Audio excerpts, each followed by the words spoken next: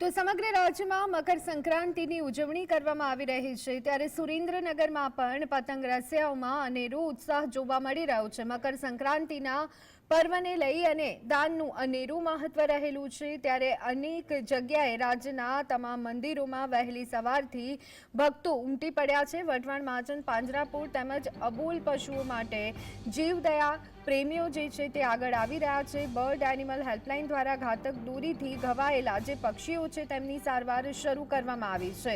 જીવદયા પ્રેમીઓ પતંગ દોરીથી દૂર રહી અને અબોલ પક્ષીઓને નુકસાન ન થાય તે માટે અપીલ કરતા જોવા મળી રહ્યા છે। હેલ્પલાઇન દ્વારા પક્ષીઓની સારવાર કરાઈ રહી છે। યુવા વર્ગના લોકો દ્વારા અનોખી પહેલ સુરેન્દ્રનગર શહેરમાં પણ કરવામાં આવી છે। મકર સંક્રાંતિના પર્વની ઉજવણી કરવામાં આવી રહી છે।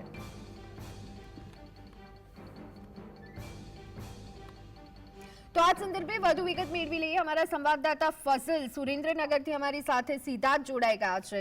ફઝલ, ઉત્તરાયણનો પર્વ, ત્યારે એક તો સુરેન્દ્રનગર વાસીઓમાં કેટલો ઉત્સાહ, સાથે પક્ષી બચાવ અભિયાનમાં યુવાઓ આગળ આવી રહ્યા છે, તો એ અંગે શું કામગીરી થઈ રહી છે? ખાસ કરીને આજે મકર સંક્રાંતિનો પર્વ છે, ત્યારે ખાસ કરી સુરેન્દ્રનગરના યુવકો દ્વારા દાન નું મહત્વ છે તે લોકોને સમજાવવામાં આવી રહ્યું છે। મકર રાશિમાં આજે સુરત પ્રવેશ કરવાનો છે, ત્યારે સુરેન્દ્રનગર જિલ્લાના જે આ લાઈવ દ્રશ્યો છે તે દેખાડવાનો કેમેરામેન જે પ્રયાસ કરશે। ખાસ કરીને જે સુરેન્દ્રનગરમાં આવેલું જીવદયા ચેરિટેબલ ટ્રસ્ટ છે તેના દ્વારા પક્ષીઓ ઘવાયા હોય તેમની સારવાર કરવામાં આવી રહી છે, અને ખાસ કરીને જે દાન છે તે ઉઘરાવાનું છે તે આજે વહેલી સવારથી શરૂ કરવામાં આવ્યું છે। આજે સુરેન્દ્રનગર વાસીઓ છે તે ઉત્સાહ સાથે મકર સંક્રાંતિની ઉજવણી કરી રહ્યા છે। મોટી સંખ્યામાં લોકો છે તે દાન પણ આપી રહ્યા છે, ઉદાર હાથે ફાળો પણ આપી રહ્યા છે। ત્યારે ખાસ કરીને જો વાત કરવામાં આવે તો આજે વહેલી સવારથી જે મંદિરોમાં પણ ભીડ છે તે જોવા મળી રહી છે। ત્યારે હાલની પરિસ્થિતિમાં આપણી સાથે અહીંથી સ્વયંસેવક જોડાયેલા છે। ખાસ કરીને કેટલા વર્ષોથી આ કામ કરી રહ્યા છો અને એક અનોખી પહેલ છે, શું કહેશો? અમે છેલ્લા 7 વર્ષથી આ કામ કરી રહ્યા છીએ। અમે 50 થી 60 છોકરાઓની ટીમ છે જે લોકો દાન એકત્રિત કરી છે, બાકી 250 લોકોની ટીમ છે જે લોકો બર્ડને રેસ્ક્યુ કરીને જે બર્ડ ઘાયલ થયા હોય એની સારવાર કરે છે। પાછલા 7 વર્ષથી અમે લોકો પૈસા ભેગા કરીને પતંગ દોરા ના ચગાવીને અમે લોકો આ બર્ડ સારવાર કેન્દ્ર ચલાવીએ છીએ। આ વખતે છેલ્લા 2-3 વર્ષથી અમારી જોડે કરુણા અભિયાનમાં ગવર્મેન્ટ પણ જોડાણી છે। અમારી સંસ્થા 365 દિવસ એમ્બ્યુલન્સ ચલાવે છે, જે સંપૂર્ણપણે નિઃશુલ્ક છે। ઘણા બધા અમારા પ્રોજેક્ટ છે। એ સિવાય આ જેટલા બી છોકરા છે એ લોકો કોઈ બી પોતાના પતંગ દોરાના બધા શોખ મૂકીને અહીંયા કેમ્પમાં આવે છે, પૈસા એકત્રિત કરે છે। ગયા વર્ષે અમે 2.5 લાખ ફંડ એકત્રિત કર્યું હતું। આ વખતે 5 લાખ પ્લસ નો ટાર્ગેટ છે જે ઓલરેડી અમે અચીવ કરવા આવ્યા છીએ। આ પૈસાથી અમે બર્ડની સારવાર કરીએ છીએ। હરતું ફરતું દવાખાનું અમારું જે એમાં ખર્ચનો ઉપયોગ કરવામાં આવે છે। ખાસ કરીને પક્ષી ઘવાતા હોય છે ત્યારે કેવી સારવાર આપવામાં આવતી હોય છે, કેવા પક્ષીઓ ઘાતક દોરીથી ઘવાતા હોય છે, કેવી દોરીથી ઘવાતા હોય છે? ઘણા બધા પક્ષીઓને એવી પણ ઈજા થઈ હોય છે કે જે ઈજા ઓકે થવી જ બહુ અઘરી છે।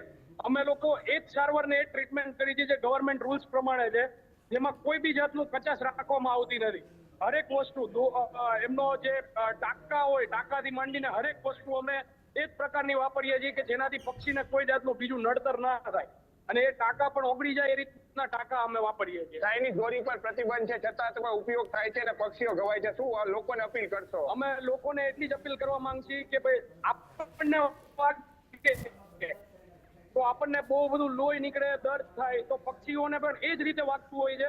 મહેરબાની કરીને ચાઇનીઝ દોરીનો ઉપયોગ ના કરો, અને તમે જે કઈ બી પતંગ ચગાવો એ સવારે 9 વાગ્યા પછી અને સાંજે 5 વાગ્યા પહેલા ચગાવો, અને ઉત્તરાયણ નિમિત્તે ફટાકડા તો ના જ ફોડતા।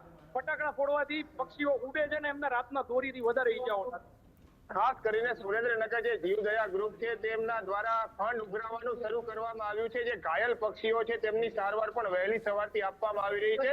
ચાઇનીઝ દોરી પર પ્રતિબંધ છે છતાં પણ ઉપયોગ કરવામાં આવતા હોવાનો ઘાટ સુરેન્દ્રનગરમાં સર્જાયો છે। અનેક પક્ષીઓ ઘાયલ થઈ રહ્યા છે, ત્યારે દાનનું પણ એટલું મહત્વ છે। ત્યારે વઢવાણ, મહાજન, પાંજરાપોળના શહેરી વિસ્તારમાં 100 થી વધુ જગ્યાઓ પર દાન કેન્દ્રો ખોલવામાં આવ્યા છે, અને મકર સંક્રાંતિના પર્વ નિમિત્તે શહેરીજનો છે તે ઉદાર હાથે દાન આપતા હોય અને ફાળો આપતા હોય તે પ્રકારના દ્રશ્યો સુરેન્દ્રનગરમાં સર્જાયા છે। મકર સંક્રાંતિની ધૂમધામપૂર્વક ઉજવણી સુરેન્દ્રનગર શહેરીજનો હાલ કરી રહ્યા છે, સાથોસાથ દાનનું મહત્વ પણ લોકોને સમજાવી રહ્યા છે।